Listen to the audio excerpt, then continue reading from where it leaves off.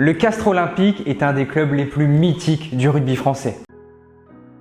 Il est connu pour son style de jeu si spécial et ses joueurs courageux. Pourtant, lors de la saison 2017-2018, les coéquipiers de Rory Cocotte semblent en dessous de leurs standards habituels. Laisse-moi te rappeler cette saison aussi folle qu'inoubliable pour les Castrais. En saison régulière, les résultats sont assez irréguliers pour les hommes de Christo Furios. Capables d'enchaîner 7 victoires consécutives, ils déjouent plusieurs fois à domicile et ne sont pas toujours convaincants. Leur qualification pour les barrages, ce n'est qu'à la dernière journée qu'ils l'obtiennent, en battant facilement l'avant-dernier Oyonnax, qui était d'ores et déjà relégué. Les Tarnais sont alors qualifiés pour les phases finales, mais leurs chances restent minces. En barrage, la tâche s'annonce difficile pour les Castrais, car en tant que 6e, ils doivent affronter le 3e qui n'est autre que le Stade Toulousain. Dans un match relativement fermé, les Toulousains se font surprendre par des Castrais venus à Ernest Vallon avec des ambitions. Les Tarnais parviennent à faire le break grâce à un doublé de Baye. Les Castrais remportent alors logiquement cette rencontre 23-11, malgré le carton rouge de Jeneker à la 60e minute. Une victoire logique mais inattendue tant le Castres Olympique fait figure d'outsider dans ses phases finales. Nous voilà en demi-finale et le parcours des Castrais est déjà remarquable. Mais ils rêvent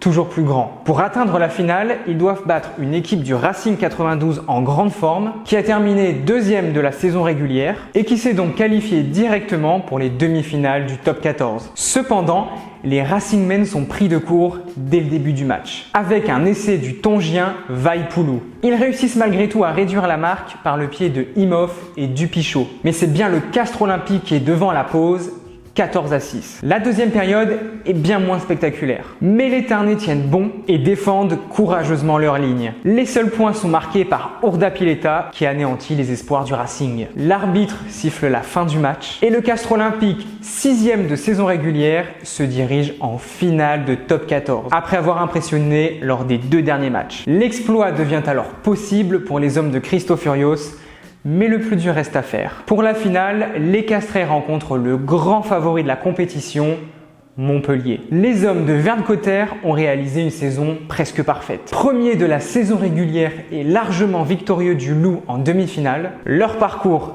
et leur effectif sont bien plus impressionnants que ceux des Castrais. Dans leur rang, 5 champions du monde. Aaron Cruden, Gianni Duplessis, François Stein, Juan Pinard et Bismarck Duplessis, rien que ça. Tout semblait sourire à cette équipe. Le MHR s'avance au Stade de France, confiant de ses forces. Mais rapidement, les Castrais imposent leur rythme et leur maîtrise à des Montpelliérains qui prennent l'eau. Urda Pileta marque à lui seul 14 points en première mi-temps, ce qui permet aux Castrais de prendre une avance de 13 points à la pause, 19-6. Au retour des vestiaires, le MHR sonné veut inverser la tendance. Les supporters montpelliérains espèrent voir un sursaut de leur équipe. Les joueurs réagissent, mais timidement. En supériorité numérique, ils marquent un essai de pénalité. Alors que les Castrais maîtrisent le match, Mafi enfonce le clou à la 77e minute, portant le score à 13-29. C'est officiel, le Castres Olympique est champion de France. C'est le premier club classé 6e de saison régulière à être vainqueur du championnat. Une victoire d'autant plus impressionnante